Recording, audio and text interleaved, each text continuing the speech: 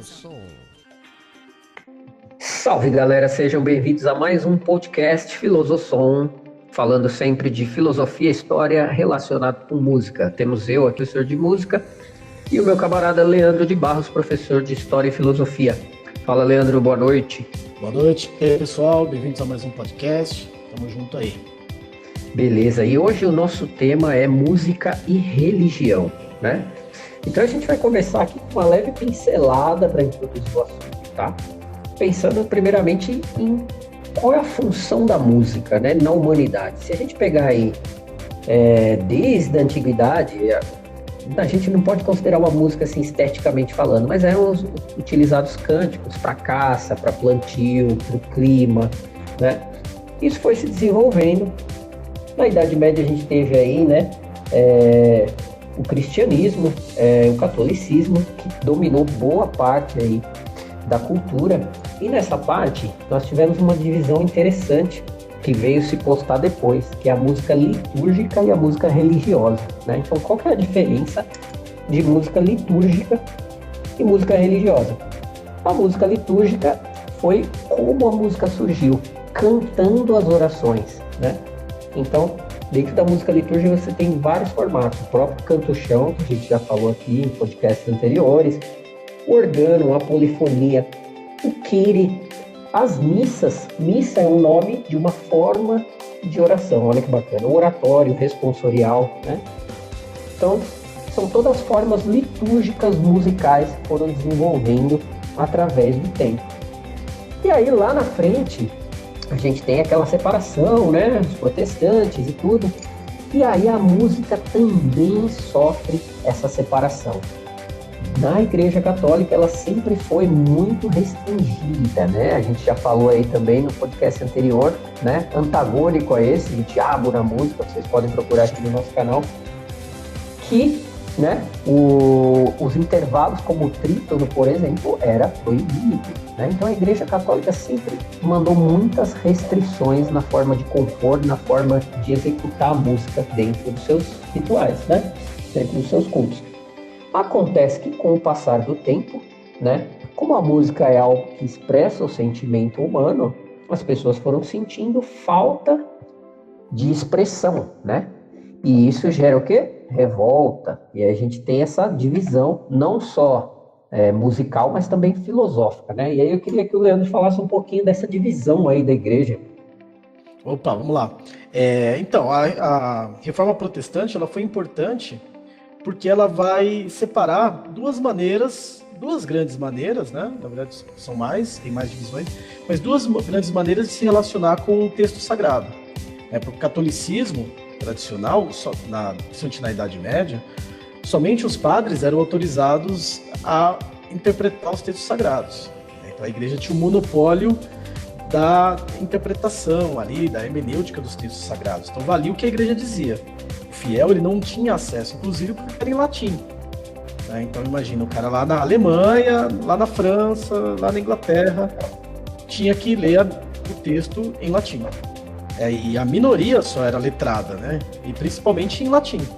Então, a minoria sabia ler o seu próprio idioma e menos ainda a língua da igreja. E uma das maiores inovações, além do Lutero, é que qualquer um podia ler e interpretar.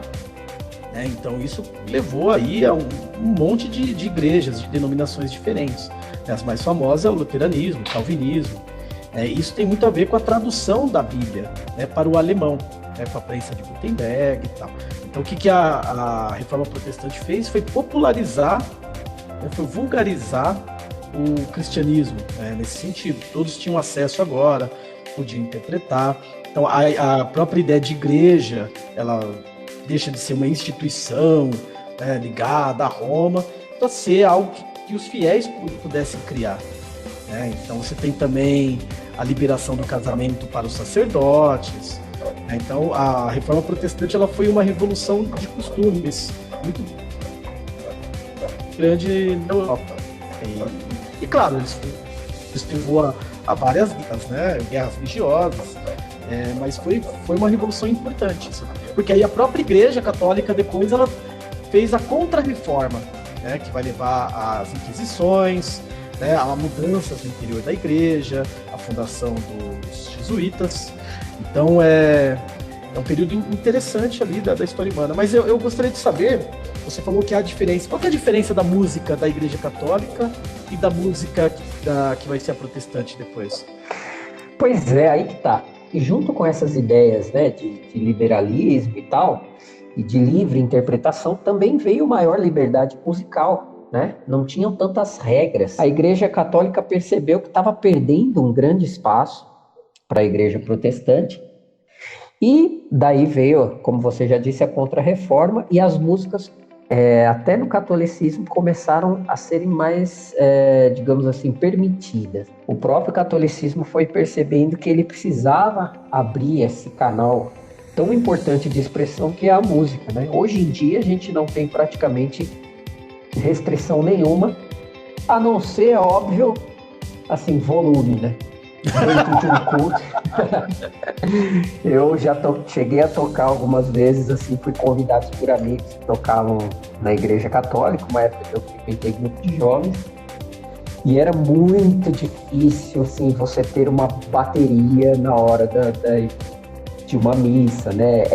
Existia a bateria lá, mas eles queriam que um tetraplégico tocasse, sabe? Era um negócio bem restrito. Então, quer dizer, o pessoal ficava frustrado, né? Aí formava aqueles festivaizinhos, assim. Aí no festival, ia tocar no festival, também tinha que baixar o som. Ainda permeia um pouquinho hoje em dia, né? Então a música ela ficou mais complexa por causa da reforma, é isso? Ela se permitiu mais coisa. Eu acho que ela ficou mais livre, na verdade. Porque complexa, ela sempre teve a vertente, né? Sempre teve músicos que já iam para outros padrões musicais, intercalavam outros ritmos, e isso era muito proibido, né? Era muito proibido, por exemplo, você ter instrumentos de corda numa missa católica, né? E isso, com o tempo, foi mudando. Porque, e também, nas igrejas protestantes, a música é uma coisa importante, né?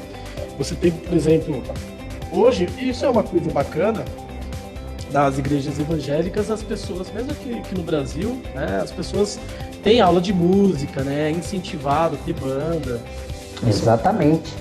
Inclusive tem uma migração muito, muito grande, assim, eu pude presenciar aí nos meus processos de ensino de música, uma migração muito grande das pessoas da Igreja Católica para a evangélica, justamente para poder ter acesso ao estudo musical e poder tocar com mais frequência, né, assim, nos cursos, ser uma coisa mais livre. Eu tive bastante aluno que chegava para mim e falava, eu acho que eu vou virar evangélico, porque lá os caras incentivam, pagam o curso, tem instrumento bom na igreja.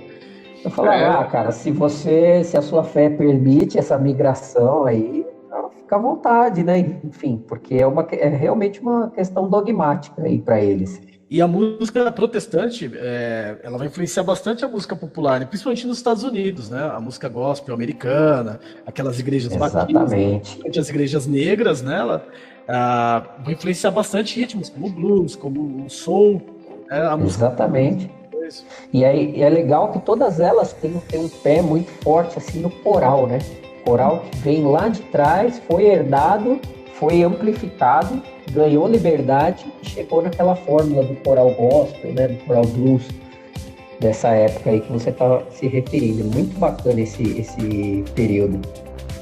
Bom, e aí também, né, a gente tem o outro lado, né, dentro dessa divisão da religião, digamos aí, mais permeada no mundo, a gente tem também o islamismo, né, onde a música não se mistura com a religião, pelo menos no sentido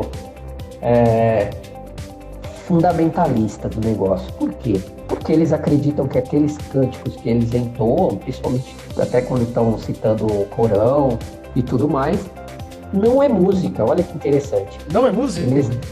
Para eles não é música. Música para eles é outra coisa. Apesar deles usarem como cântico, né? Se você fala para eles, vamos fazer música, vamos cantar música, aí já tem outra conotação, não tem nada a ver com religião, porque a música é impura. A música impura? A música seria impura para falar com Deus. Né? Então, mesmo aquela. Porque pra gente, leigo, né, assim, você ir numa mesquita, aquilo que pra nós parece uma música, parece que eles estão cantando, na verdade eles não consideram aquilo como música. Para eles aquilo é uma oração, é mais um declamar um poema do que cantar. Mas é musical, né? Assim, você E sim, é aí que tá, né? Tem umas pesquisas aí, é extremamente musical. E você tem, por exemplo, a música israelense, que é muito sofisticada, né? Para quem não conhece, vale a pena pesquisar um pouquinho. Eles são muito talentosos, tem uma abertura musical muito grande, mas aquilo é dividido, é extremamente dividido. Religião e oração é uma coisa e música serve para outra coisa. E é legal que a gente volta pro propósito da música, né? Dentro disso. Então é bem interessante, porque eles consideram o propósito e não o resultado final. Ah, interessante. Então, mesmo que seja musical, para eles são coisas diferentes. São coisas diferentes.